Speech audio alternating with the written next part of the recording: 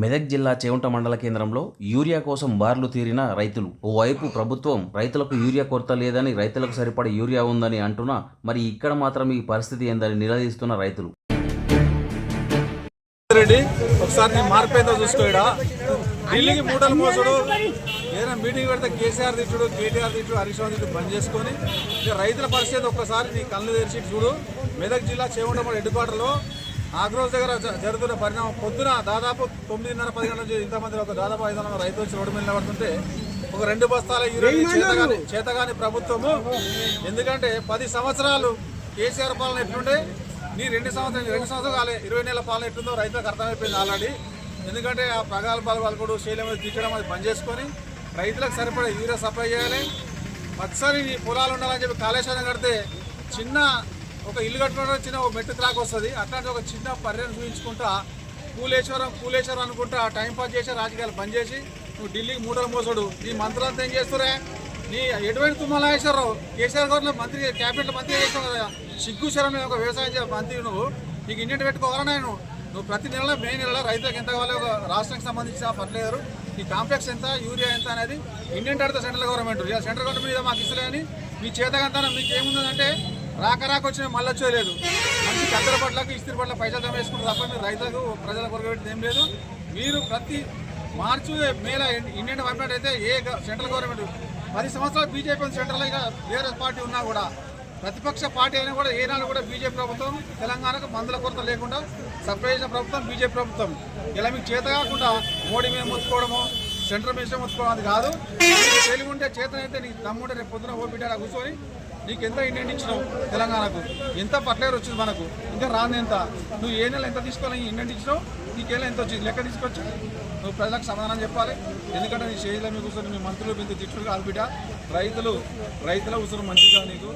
ఎందుకంటే ఎద్దేశంతో రైతు చేసిన రాజ్యం ఇప్పుడు బాగుపడేది నీకు. ఖచ్చితంగా నీ పత్రం నువ్వే కోరుకుంటున్నావు. ఎందుకంటే అన్ని ఆమలుగా దుంగామిలు ఇచ్చి వచ్చినా కాబట్టి నేను రాజకీయ విమర్శ చేయట్లేదు. నేను ఒక రైతుని పొలం దగ్గర నుంచి వస్తున్నాను. వాళ్ళ పరిస్థితి చూస్తే అర్థమైపోయింది. ఇక్కడ అగ్రికల్చర్ ఏవో కూడా వచ్చి ఒక రైతుకు 2 బ్యాగులు వేయడం అంటే చాలా దారుణం. అందరు దాదాపు నెల రోజులు అయితే నాటేసుకొని పొలాలు నాటేసుకొని మరి వాళ్ళు బట్టలు చల్లుకోవాలన్నా మరి ఎట్లా బతకాలి. ఒక రైతు కనీసం ఒక ఎకరా పొలం 10,000 మిగిలే పరిస్థితి లేనప్పుడు కూడా వాళ్ళు జీవనాధారం రైతులు వ్యవసాయం చేసుకుంటారు. కాబట్టి నువ్వు రైతుల పక్షాన నువ్వు ఏం చేస్తావు, రైతు బిడ్డ అని చెప్పినావు.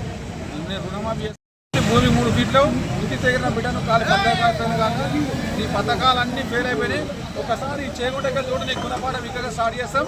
100% కోరుకుంటున్నాం. కాబట్టి ఇప్పటికైనా మేలుకొని బుద్ధి జ్ఞానం తెచ్చుకొని వ్యవసాయ మంత్రిగా నువ్వు కానీ ఢిల్లీకి పోయి వాళ్ళ కాళ్ళ మొక్కుతావాను, వాళ్ళ కడప తల బిడ్డను తీసుకొని యూరియా మాత్రం రైతులు సప్లై చేయాలి.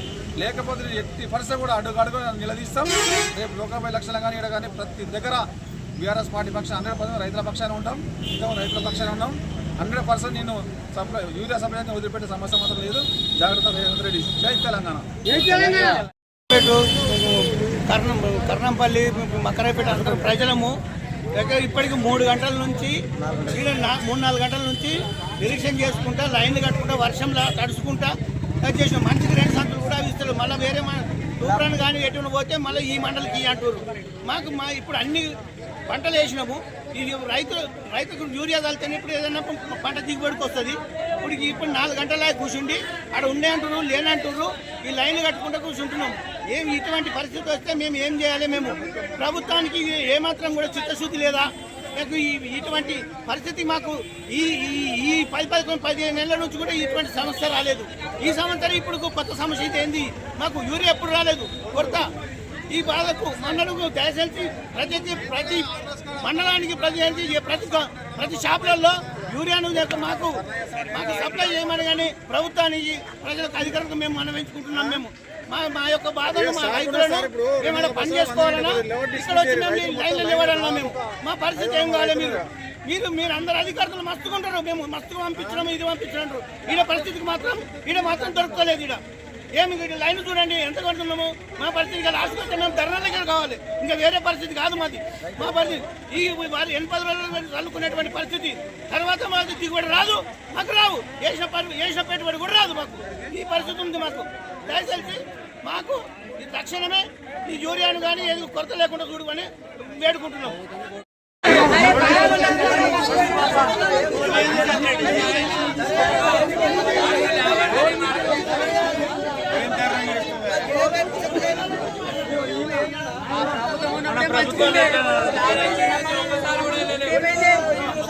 ఇప్పుడేమైంది ఆ ప్రభుత్వంలో మంచుకుంటే ఊరిగిరి అన్న వచ్చి ఇప్పుడేమైంది మళ్ళా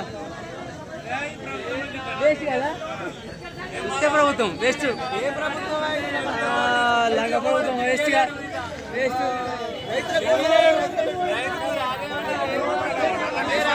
తీస్తారు వేస్ట్ ప్రభుత్వం